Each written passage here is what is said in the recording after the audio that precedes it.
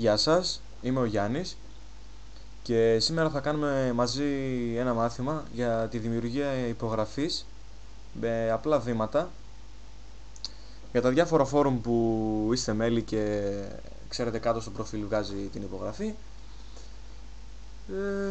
ή να τη βάλετε, να τοποθετήσετε όπου αλλού θέλετε εσείς. Εγώ θα σας δώσω να κάνουμε αυτό εδώ πέρα την απλή υπογραφή και εσείς μετά θα βάλετε τις ιδέες σας, το αναπτύξετε και θα βγάλετε ωραία αποτελέσματα, πιστεύω. Θα κάνουμε ένα καινούριο αρχείο. Θα το δώσουμε πλάτος 450 pixels και ύψος 150 και θα το βάσουμε για αρχή μαύρο. Θα πάρουμε το κουβά μας και έχουμε τα βασικά χρώματα, ένα κλικ και είμαστε μαύρο. Θα κάνω διπλό κλικ εδώ πέρα ανάμεσα στην κλειδαριά και στο όνομα για να ξεκλειδώσω το layer, θα το ονομάσω BG και θα κατεβάσω δύο rulers. Αν δεν βλέπετε αυτό το πλαίσιο και το σταυρουδάκι στη μέση, θα πατήσετε Ctrl Tab και αν δεν έχετε και τους χάρακες ενεργοποιημένους θα πάτε View και Rulers. Τώρα θα πάρουμε το Type Tool. Έχω κατεβάσει εγώ αυτή τη γραμματοσυρά από το dafont.com. Έχει πάρα πολλές γραμματοσυρές σε αυτό το site. Έχω μπει στις καλλιγραφικές. Υπάρχουν 15 σελίδες. Θα δείτε εσείς ποια σας αρέσει, θα δοκιμάσετε αρκετές, πιστεύω, όπως έχω κάνει και εγώ. Και τώρα έχω καταλήξει σε αυτήν εδώ να τη δούμε μαζί. Θα πάρω άσπρο χρώμα και θα πληκτρολογήσω Γιάννης. Εγώ θα βάλω το όνομά μου, τώρα εσείς θα βάλετε ό,τι θέλετε. Κάνω κλικ στην επιβεβαίωση. Το διάστημα ανάμεσα στα γράμματα εσείς λογικά θα το βλέπετε κάπως έτσι, αν θυμάμαι καλά. Τώρα εγώ το έχω μικρύνει από το προηγούμενο παράδειγμα, γι' αυτό φαίνεται έτοιμο. Θα επιλέξετε όλο το κείμενο, θα πατήσετε Alt και το αριστερό δελάκι, συγγνώμη. Και θα το μικρύνετε όσο εσείς. Εγώ τώρα το μικρύνω γιατί έχει μεγάλο κενό ανάμεσα στα γράμματα. Θα πάρω το Move Tool, θα κάνω ένα κλικ στην άκρη, στο τετραγωνάκι, θα πατήσω Alt και Shift και θα μεγαλώσω τα γράμματα. Και θα το πάω στο κέντρο. Κλικ στην επιβεβαίωση. Θα του δώσουμε, κάνοντας διπλό κλικ, ανοίγουμε τα Blending Options. Θα του δώσω τώρα ένα Gradient σε πράσινο και κόκκινο και θα πιάσω το πράσινο, θα κάνω ένα κλικ πάνω του για να βγει αυτός ο ρόμος στη μέση, ώστε να το πάω λίγο πιο προς το κόκκινο για να κατέβει λίγο περισσότερο πράσινο, στο 45. Κάνουμε κλικ στο OK. Θα δώσουμε ένα Outer Glow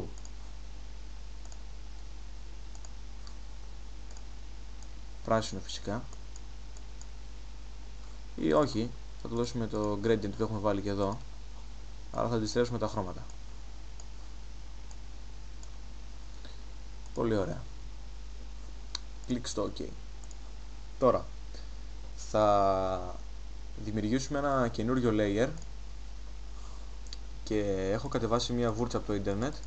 Θα σας τις δώσω και τις δύο βούρτσες που θα χρησιμοποιήσω σε link για να τις κατεβάσετε. Είναι αυτή εδώ και θα κάνω κλικ προς τα κάτω, αλλά με μαύρο χρώμα.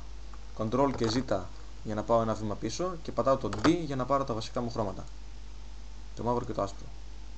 Κλικ και ναι, θα βάλω και το opacity της βούρτσας στο 100%. Κλικ και drag προς τα κάτω. Πολύ ωραία. Θα αλλάξω το blend mode. Θα δω ένα που θα μου αρέσει. Νομίζω είμαστε στο soft light. Τώρα θα κάνουμε άλλο ένα καινούριο layer. Θα πάμε filter, render και clouds. Θα αλλάξουμε και αυτό σε color dodge. Ωραία. Θα κάνουμε τώρα alt και drag προς τα κάτω για να πάρουμε ένα αντίγραφο του layer. Το πάμε από πάνω και θα κάνουμε filter, blur, motion blur. Σε αυτό το μηνυματάκι θα πατήσετε OK αν δεν έχετε κάνει δεξί κλικ και rasterize type το layer. OK, 0 κλίση και το distance στο 999. Κλικ στο OK. Πολύ ωραία. Τώρα θα κάνουμε Alt, Ctrl, Shift και E για να πάρουμε ένα layer με όλα τα παρακάτω και θα πάμε Filter, Other και High Pass. Θα βάλουμε ένα high pass στα 2 pixel και ok. Θα του αλλάξουμε και αυτό το blend mode. Ένα που θα μας αρέσει. Αν θυμάμαι καλά είναι το color dodge και εδώ πέρα, αλλά ας τα δούμε λίγο όλα. Και το hard light μου αρέσει και το pin light, αλλά θα καταλήξουμε στο color dodge. Θα κάνω άλλο ένα νέο layer και έχω βρει αυτήν εδώ την εικόνα στο Google και θα κάνω δεξί κλικ, αντιγραφή εικόνας από τον Mozilla, edit, paste, και η εικόνα μου έχει μπει μέσα στο Photoshop. Θα τη φέρω κάπου εδώ και θα της αλλάξω το blend mode. Θα βρω ένα που θα μου αρέσει και αυτό είναι το lighten, γιατί θα θυμάμαι από πριν, αλλά εσείς θα δείτε ποιο θα σας ταιριάξει περισσότερο, ποιο θα σας αρέσει και θα το αφήσετε. Πάμε στο lighten λοιπόν, να συνεχίσουμε και θα χαμηλώσω το opacity στο 45%. Τώρα θα κάνουμε άλλο ένα νέο layer και θα χρησιμοποιήσουμε τη δεύτερη βούρτσα που σας είπα, η οποία είναι λάθος, είναι αυτή εδώ, και θα κάνουμε ένα κλικ κάπου εδώ, όχι με μαύρο χρώμα όμως.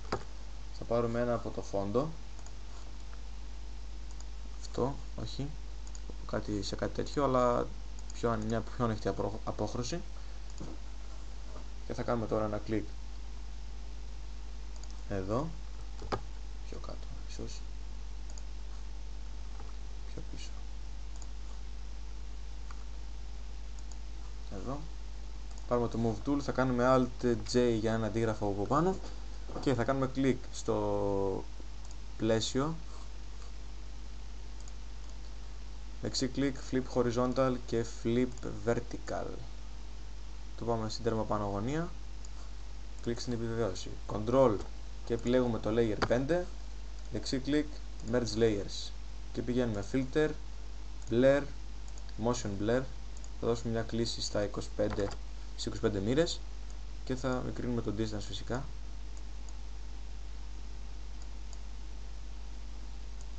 Στο 22 νομίζω θα είναι ωραίο. Ναι, βγάζει ωραίο αποτέλεσμα. Κλικ στο OK. Τώρα θα κάνουμε ακόμη ένα καινούριο layer για να δώσουμε τις μαύρες γραμμές πάνω και κάτω, έτσι δίνουν μια ωραία όψη. Θα πατήσουμε τον D να πάρουμε τα βασικά μας χρώματα.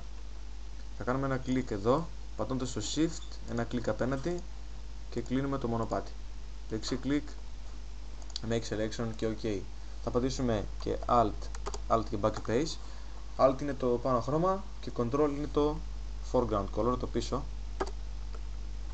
Δοκιμάστε τις συντομεύσεις. Control D για από επιλογή, Alt και Drag προς τα κάτω. Το κούνησα όμως. Ωραία. Αυτό ήταν το αποτέλεσμα. Θα τα πούμε σε ένα επόμενο μάθημα. Μέχρι τότε να είστε καλά.